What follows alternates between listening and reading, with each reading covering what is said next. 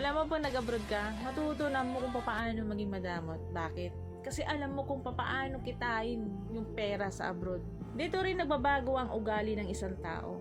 Bakit? Dahil sa mga taong nakakasalamuhan nila na hindi nila kaugali. Dahil sa mga taong nakakasalamuhan nila na iba't iba ang pag-uugali. Karamihan sa mga tao sa Pilipinas at hindi naging OFW kailanman, hinuhusgahan nila yung mga tao na naging OFW na kesyo mayaman na kesyo nasa ibang bansa na kesyo nakahawak na ng pera, na kesyo gumaan ng buhay, lumaki ng bahay, mayabang na.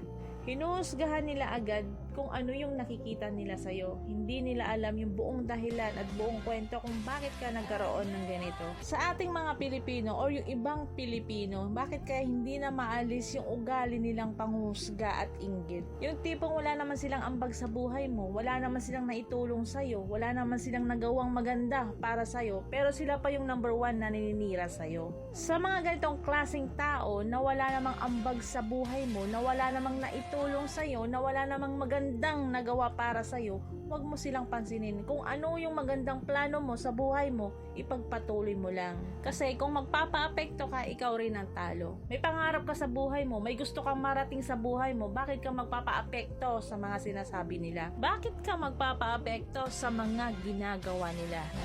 Hindi naman masama yung masyado kang matulungin, o kaya yung masyado kang mapagbigay sa pamilya mo.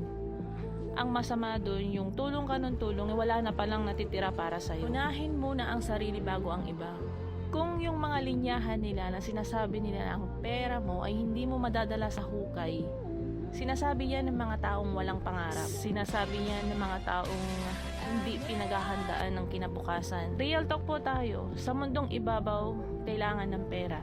Pinanganak ka pa lang, kailangan ng pera. Mag-aaral ka, kailangan ng pera. Ikakasal ka, kailangan ng pera. At sigit sa lahat, ang pinakagastos ay pag namatay ka. Kaya hanggat may trabaho or kumikita ka pa, mag-ipon para sa sarili. Paghandaan ng kinabukasan. Hindi ko tinuturo kung paano kayo maging madamot sa kapwa nyo. Kasi yun po ang realidad. Hindi habang buhay malakas tayo at nagtatrabaho tayo. Dahil pagdating ng araw, kakailanganin mo ang perang pinagpagpunan.